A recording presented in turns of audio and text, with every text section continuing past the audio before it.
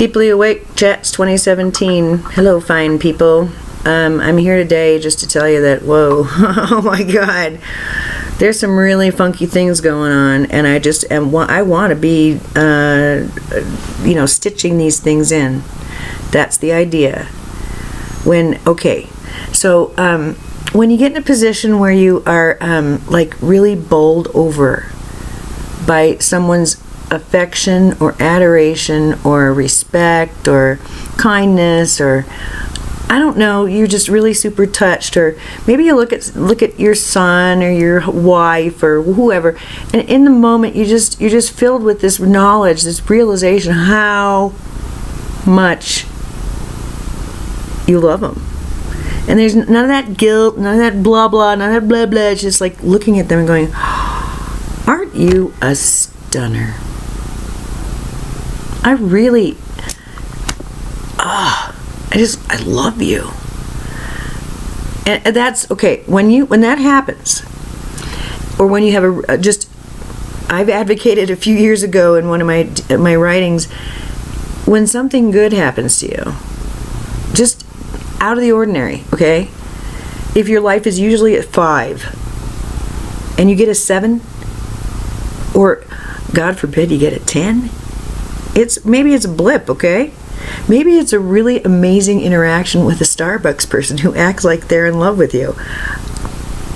Maybe it's you get a refund that you didn't expect, whatever it is. What I was urged to do was to write it down and put it in a jar and start the year or whatever and put those in a jar and just start noticing them. It's simple. And that was very helpful. Talk about just using different shading. And then, you can only attend to so much, guys. If you're attending to things, the things that, or you're remembering the things that went, is there a rule that you can't do that? Is there a rule that you can't, when you're driving, that you have to think about the things that are upsetting you? Is that the rule? I'm just asking a question. Is there a rule that says that you have to be miserable? Because that leads to misery, And I give that example because I'm famous for it. I'm awesome at it. Awesome. I'm a pro. And so it was very important for me to learn some tricks, just like, what, will you please just lighten up a little bit? Holy crap. And so this has been a real process of, as you can probably tell, of shadow work and of just really, in the end, it was sort of getting into my own shit. Yeah, I was getting into other people's shit too. Okay, yeah, okay. So if I don't understand that I have validity or worth or whatever, or I just haven't gotten my shit together internally, it's too much, and there's too much to weave together. Well, how about use a mirror then? How about have interactions? How about have, a physical lifetime with lots of stories and people behaving in all kinds of ways that I decided to approve or disapprove of, or I thought that they were judging me or approving of me or disapproving of me, like it mattered. And it did. In my tissue, it mattered. And if someone was mad at me or was disappointed with me, and I thought that was probably quite appropriate, well, that was enough to just decimate this little girl, this old lady. Oh my. And so I've been walking around the house today because there's this thing that happened with the approval thing. First I said the words, and then I thought about it, and then I realized, I feel so much better when I just don't even do that. Why even go there? Ugh, icky. Now, okay, so that at least unplugs the emotionality. So let me give you an example. Let's just do the Trump thing, okay? Because whether you are deluded or not doesn't matter. These facts are the facts, all right? And whether it's good or bad, well, that's your decision too. I don't really give a crap what you think. I don't really think I need to say what I think. I think the facts speak very, very plainly. about just human behavior and thought processes and I don't know, values held. And these are like the fundamental core things that we all walk around with, each and every one of us. You know, that moral experiment that they used to do, I read about in college, where some behavioral psychologists decided to do an experiment and simulate a moral dilemma. I think this was in my medical ethics class. Of okay, in the day when this was actually something that was relevant. There's a piece of mail on the ground, and it's near a mailbox, but you pick it up. That's the setup. You turn it over, as it was face down, and it's stamped, but it's not mailed. And you look at it and gather data, and it's a personal one. It's not like a bill. I think we all know what we'd do if we saw an unopened, stamped envelope on the ground near a mailbox that looked like a public service bill, or mail the ding-dang thing. Don't be an imp. We all know that, don't we?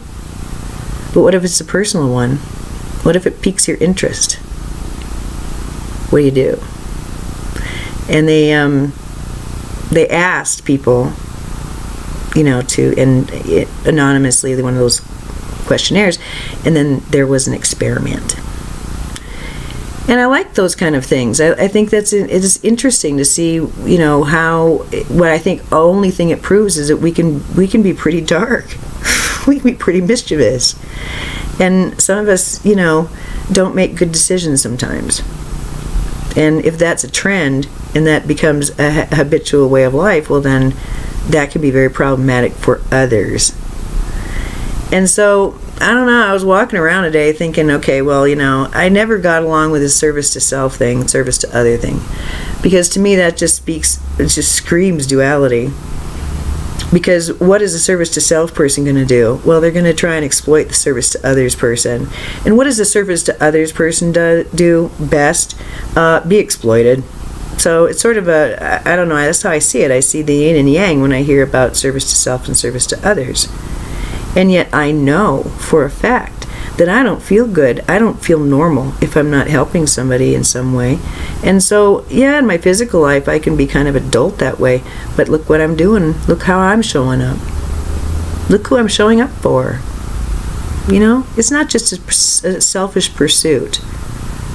I think that the narcissism that would be inherent in doing something like this for 5 years, well, come on, that's like industrial grade. How about instead we just decide, even though I'm talking about bare bone matters in an unconventional way, that I'm just simply a writer,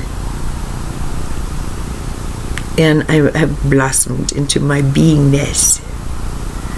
And so for right now, I realize today a few things right now. Because they said, yeah, well, this project is done, it's not interesting you anymore. And I said, well, yeah, that was sort of what I wanted. I knew there'd come a time when it just wasn't, it was complete. Well, what am I saying there? I mean, I started the whole thing having this just random thought that maybe it might be time to do this ascension thing like the teachers taught me in the 90s, because it felt the same way. And I was having some really weird psychedelic experiences I couldn't explain.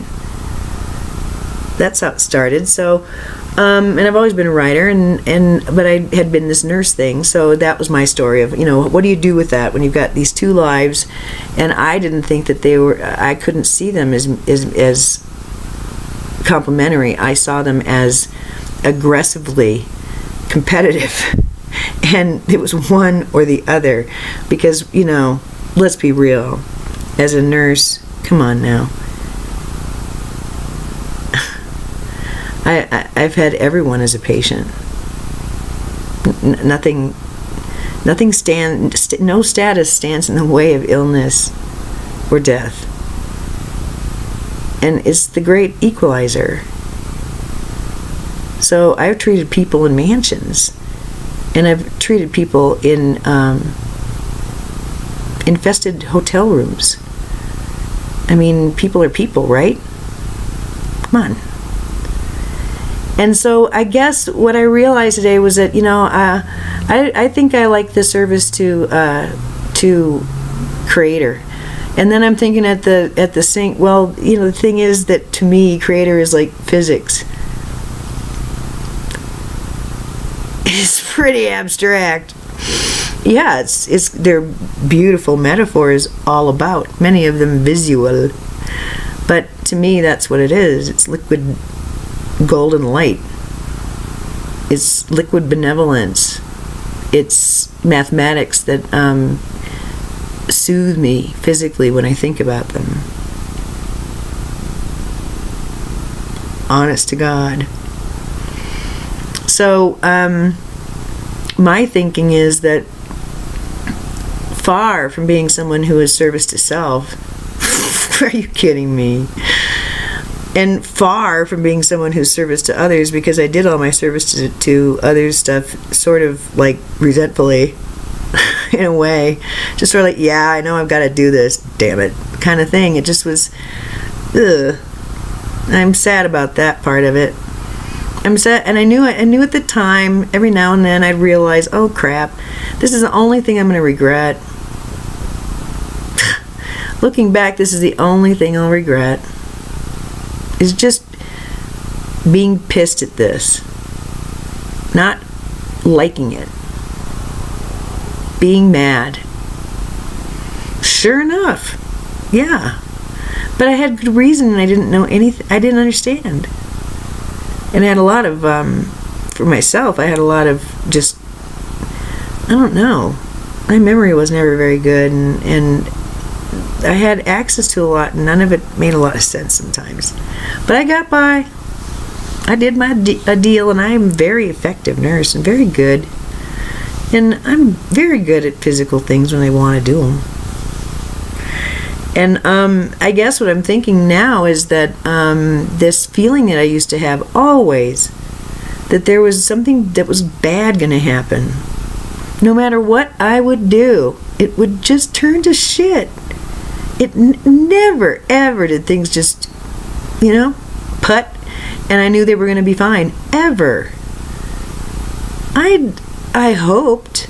Oh, I always hoped. Oh, this is the job I'm going to be in when I retire. This is the job I'm going to be in when I publish my book. No, some bullshit would happen. And I would misbehave, or they would misbehave, or I would say something too honest, or they would, whatever. And I was an angry person. But I wouldn't admit it. So that's a stinky thing to be around. So, whatever. So I'm looking at all this and thinking, okay, well, I did my best. I had a good run. And I just think I'd like to be this, you can talk about a lot of stuff out there, but if you start talking about Creator or God or anything like that, then things go south in this culture. It's very sad. In Spanish culture, I love it. They have so many cool, God names, and a female name is Alma, and that means soul. It's like, you guys are so awesome. I love you guys so much, because you're connected to something that we have just said, no. We don't talk about spirit. We don't talk about courage or conviction or bravery or striving for more, within and without, and it's just so false. The whole thing is so false. The whole thing. And this morning I had a little cry, and it was like, just never, ever feeling like I fit in, and always wanting to go home, and not liking it here, and feeling like it hurt. Aw. And then about 3 weeks ago, it went away. And I knew I could trust it. And it hasn't come back. And it's not going to. That fear, born of physical knowledge, that things never go right for me.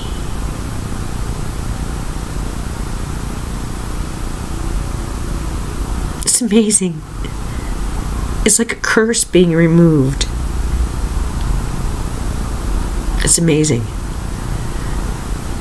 And this morning I walked around realizing that I had really forgotten the import and the impact of that, the importance of that, how much of a shift that is for me, and how much more I can now accomplish. It's as if I was released from prison in a way. I can move around. And I feel like I'm having an impact. Whereas before I'd walk around and I felt like I couldn't touch anything. Even though I was moving things around, I wasn't touching anything. It just was a very weird feeling. I think it came from just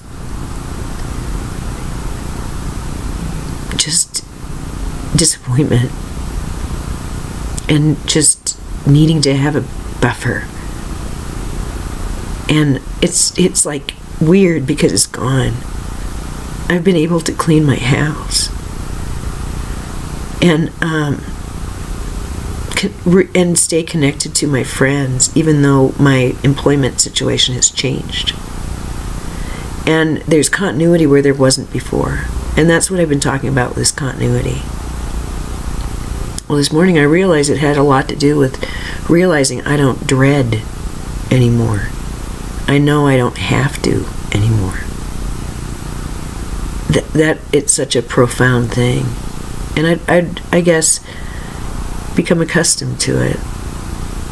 So this morning I got a little hit of it, the miracle of it, and I guess I wanted to share that. But also that I used to think, well, you know, I have to do this right, I have to get it right, I have to get it right. And anytime I was mean or creepy or I was angry or anything like that, I would just beat myself up. Oh, it was just a really hard thing. And then I would not like the people who had done that to me, whatever it was. And some people did nasty things, and I would not have deserved that, but it happened anyway. But I walked around sort of like this little puppy who just really pisses people off to the point where they just need to get some energy out and hit them. That's kind of how it was sometimes. I mean, I see that play out in front of me at times with other people, and I really resonate with that, of just, you know, that energy of just being so beaten for so long by self, most of all, that it just creates a personality structure that's really intensely uncomfortable to be around. And that comes from just not getting watered, not getting fed, not putting myself in situations where I would get watered and fed the way I needed to get watered and fed, with food that actually agreed with me. I always had to take my food with poison because people didn't really enjoy being around me that much. And I know part of this whole structure was to continue to be a hermit.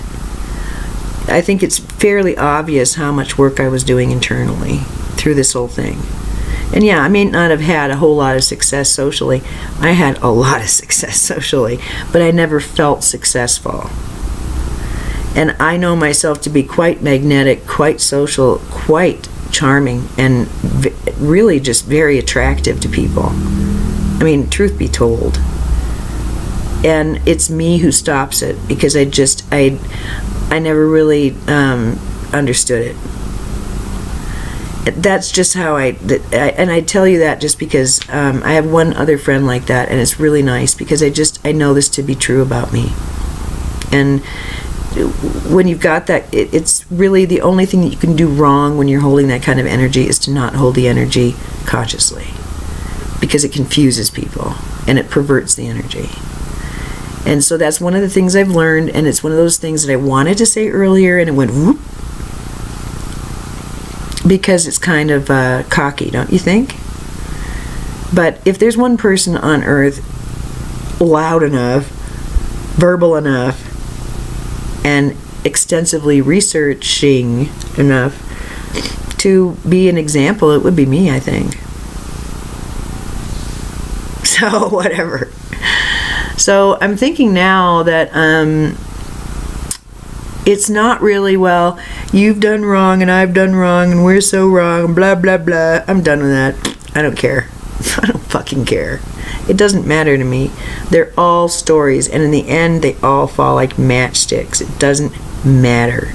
All of those stories, all those storylines, all of the emotion and the drama, and the oh poor me, and the it will never be, and all this stuff of, longing for ascension, longing for this, longing for that I've gone through. Haven't you? Or have you been one of these people who just walk around in life and say, I agree, I'm in full agreement, this fucking rocks, I love this shit? No, I wasn't one of those. Except in certain situations with certain people. And then I was in full agreement. And then usually things went haywire. And it was back to confusion. So, who wants to live that way? I mean, maybe just 56 years on Earth is enough to just, I don't know, clear my head and make me think straighter. But I think we all know what's really going on here. Have you even paid attention to what the sun's doing? The amount of energy that's coming onto this planet right now is astounding. Remember Crown talking about that little ribbon of light that Earth was going to go through? Well, we were in it for quite a while. Come on now. But it's intensifying. It's a transmission. I've been talking about it since 12. It's ancient. It's us. It's Creator's tongue. It's the holiest of holiest of holiest of holiest of holiest of holiest of holiest of holiest. How much can you embody of that? That's the only question. It's been the only question since I was born. What do I need to do to get to that place when we hit those times? I'm pliable enough, flexible enough, I remember enough to be able to write it. That's all I want to do. That's the only reason I'm here. So, for me, it's not like, oh my God, everything's going to happen on the eclipse and I'm going to become like myself and all this. No, I've been becoming myself since I embodied. And so have you. You've been becoming yourself. And that's the idea. Today, my vision's different. I was watching a couple of videos. It's just really emotional. I was watching a couple of videos, and I was seeing people different. There wasn't this veneer. I would always have this veneer. There would be like, that's the only way I can put it. I see someone on television, and I saw their veneer. And today, I didn't see their veneer anymore. I just felt them. Ooh. And they gave me some information about the energetic change that I can expect and what the effect is. And I'm in better agreement with how things are going because I understand it better now. That makes sense? This is an incremental thing. And so it's always been okay to share this. And I don't want to channel while I'm saying those words. I want to say those out loud and really be in my body and in my mind, in my eyes when I say, this has been beautiful, on time, appropriate, necessary, and instrumental in this shift. And it doesn't matter how many readers, it doesn't matter how many viewers. What matters is it was done. And it was done as it was done, when it was done, how it was done, and why.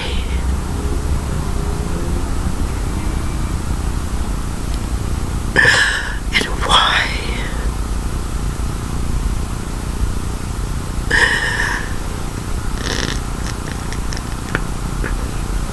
So, I'm glad to share these emotions because it's important to drop the mask and be honest.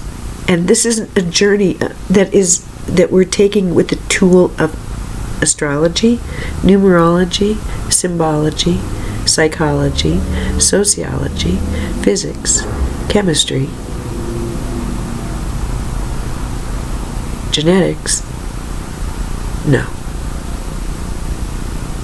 What I've been presenting is a coherent look at all of it, including literature, the arts, music. To be a complete human being, to not be beholden to anyone else's opinion or needs, but to stand in all honesty and love, and in gentleness and humor. Ease the way of others and myself. Well, I think that's not a bad goal. If a person were to have a goal in life, I think that's a pretty nice one. You add to that being a spicy tamale. Cute as hell. Slam it. And comfortable with my sexuality. And very aware of what's going on culturally. But what Trump's doing in the White House, hey honey, if you think that I can't manage that energy, or I'm not going to get into heaven because I'm watching the news, I'm seeing that a lot on the blogosphere right now. Oh, we must turn away. Oh, we must turn away. No. It's not about turning away. Neither is it about transmuting that shit. It's about seeing it for what it is and caring about what's happening to your children. And seeing they're going to need some help. And watching the probabilities roll. And coaching them at night. At the grocery store. How do you do that?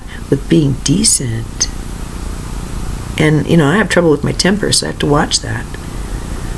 That temper comes from feeling bumped around, not being noticed, not having my po-po patted, which I think that's the male for me.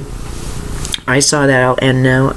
I saw that in this meditation I had, where I realized I had really been kind of a desert to people. You must do this and you must do that, and in the face of like mind-blowing love, completely and utterly shattering it because of my ego and my ego needs and impatience and shit like that, and all of it turns out to be okay. The other day we were having a fight, my kid and I. We are weird dyad, I'll tell you. And at one point I went into his room and I said something, I don't know, I think I was mad, or I don't know, and I said something. I said something, it was about me, about being an asshole or something. And he turned to me and said, Mom, you just have to understand we're both creeps, okay? And he meant it.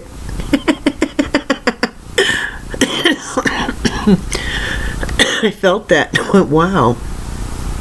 I mean, that went right there. We're both assholes or something like that. Wow. You know what? That's really true. That's not the entirety of my personality.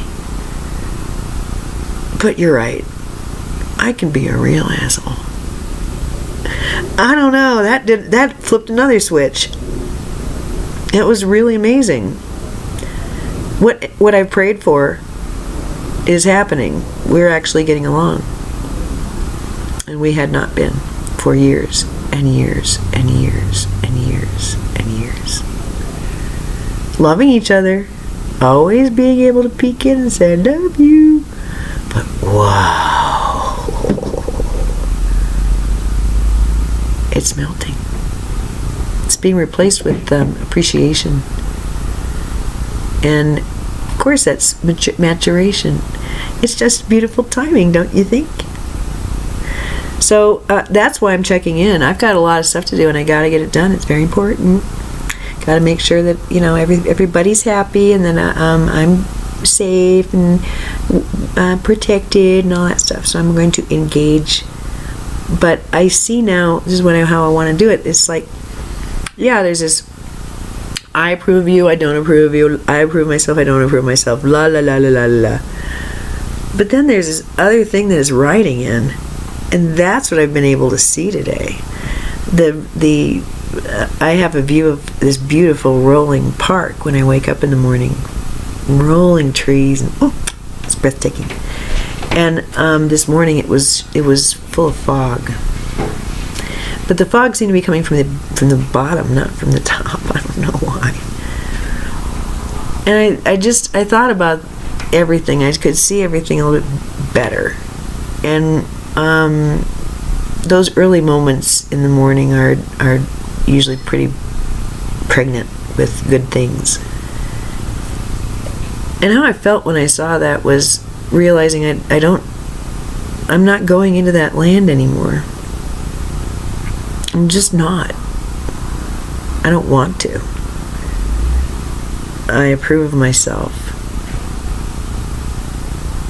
Even in my grave misunderstandings and my assholishness, I approve. Because it's not about keeping score, about whether I'm going to get better in my psyche, or whether I'm going to be nicer to people, or they're going to like me more, anything like that.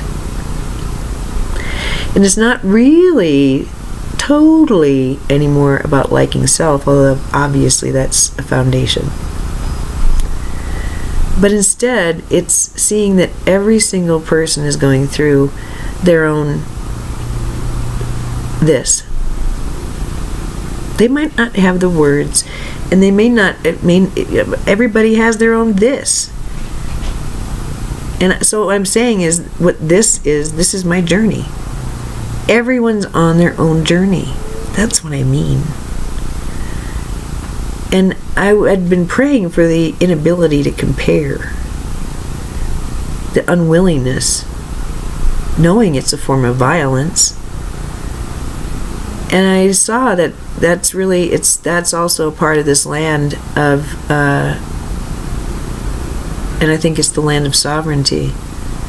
It's a place of utter benevolence. And I think it could sound very, very cold, and that's what I've always been afraid of. Becoming self-sufficient without a heart. I didn't want that to happen to me. It scared me. And so I stayed connected to people because I wanted to be self-sufficient, but I wanted to be in full awareness in my self-sufficiency, if that makes any sense. And now I see different. I'm in service to the plan. I'm in service to ascension. I always have been since before my birth. That's my song. It's my tribe. We all take different forms, and we speak different languages and carry different triggers and speak to different people. But all of us who talk about ascension are from the same group. Do we argue about things? Well, we see things differently. What, you think that people just walk lockstep? No, the idea is individuation. That's the whole point. But we're singing the same song. We're sewing the same cloth together. Or perhaps it's best to say each of us is loosening our own stitching on the veil, our own little area. And each veil looks a little bit different, has different thread, but it's and it's not very thick anymore. But that's sort of what we do. And so it's inappropriate to disapprove or not like how someone's expressing if they decide to, go for drumming as their thing or whatever. I think anything that you have as your thing is what is cool because it's your thing. I dig commitment. I dig, like getting into it and being an expert at it and owning that shit. If you like it, do it. But, I couldn't monetize this. That was a rule. And I had to do it under the radar. That was a rule. And I was amongst people who saw no value in anything that couldn't be monetized. But my dad he sees things differently now. He sees value in me. And that's been another, release from prison. There was a phone call that we had, and it just shocked me, and I think I'll end with this, because it really did kind of change me. And him, I think. But, we've gone through a lot together, and he really had issue with me doing this without getting money for it. It's always been his thing. It's just like, if you see a need, fill a need, and charge for it. And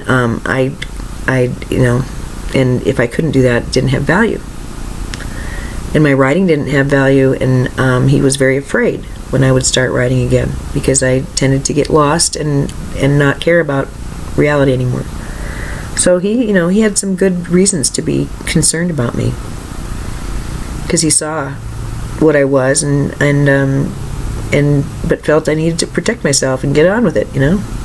Be self-sufficient. Be self-sufficient.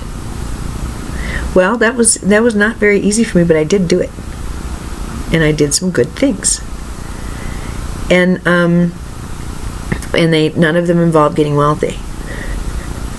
None of them. And so anyway, one night, pretty recently, the animosity that this particular psychodrama created was immense. The suffering was tremendous, and the pain was borne by me. And so there was just a really difficult relationship, because the most important thing about me was not valued and was demeaned, and that was out of wanting to protect me and love me. So it just was a really tricky thing. But then I broke the spell, and then you realize, oh yeah, I do get mad at you when you are off doing your thing, because I told him, you get mad at me and you get so angry because you don't think I'm protecting myself. And it's like, really? I gotta come behind you still? You haven't gotten this yet? Oh my God. I get it. I know. But this is me. And it was a really exquisite experience to be able to share that, I guess, because I'd learned it long ago. But I didn't share it. And it softened, I think, my feelings toward him and him toward me. And we let each other in a different way. Because I acknowledge that, the hard things that have happened, well, there's been a loving reason behind it. And I see that. And I hold no animosity. Why should I? But I see it as a device, and it's, at this point, not very helpful to either of us. And so we just kind of rework things. And so he called me and he said, at the end of a conversation,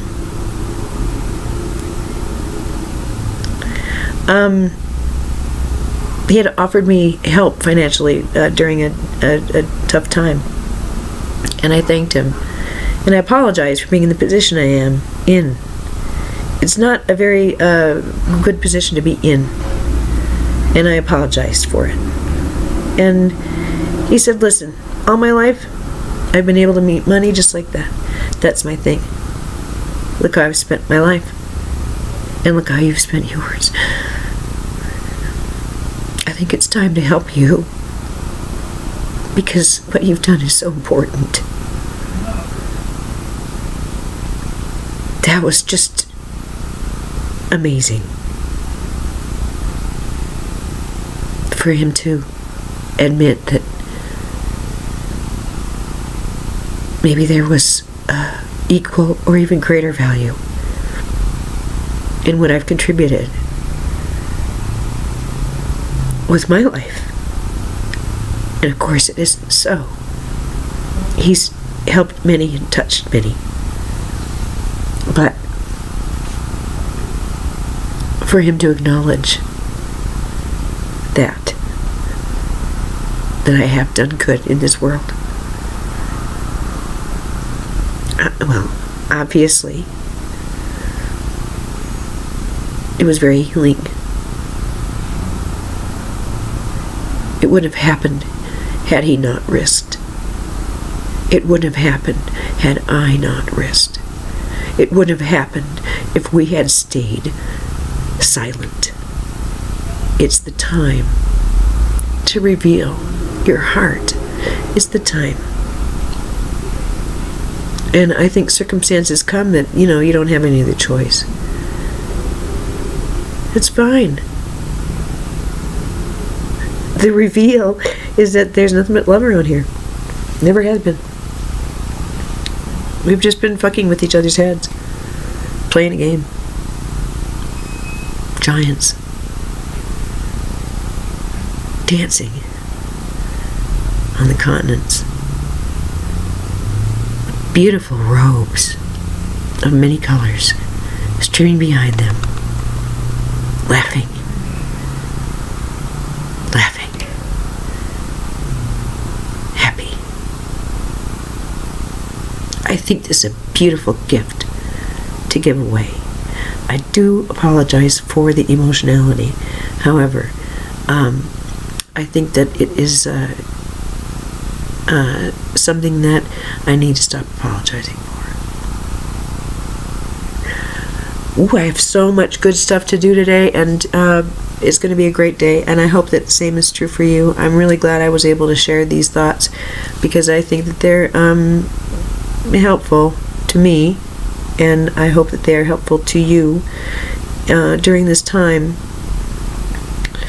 I don't know. There's a shift, and I'm learning a little bit more about the, just the mechanics of the ascension and stuff, and it's just like blah blah. What matters is that for me, I'm not in the place of judging or caring anymore. I don't mean not caring. I mean not judging or not approving or disapproving, and just really wishing everybody well. Really. That's really all I care about now. There's nothing to argue about anymore. I'm satisfied. So, it's a big day, and they're going to keep being big. I feel like there's a ramp up to something. I really do feel like the eclipse is something that I've worked a lifetime for. And then once that's over, I can coast. But I gotta keep working toward that. 18 more days. But it's already happening now. Don't forget. It's in our hearts right now. We're just waiting to do it. But it's already done. We're on our way home. Home's come down to us. We're breathing it now. So relax. Breathe deeply. Trust that you're safe and loved, because you are.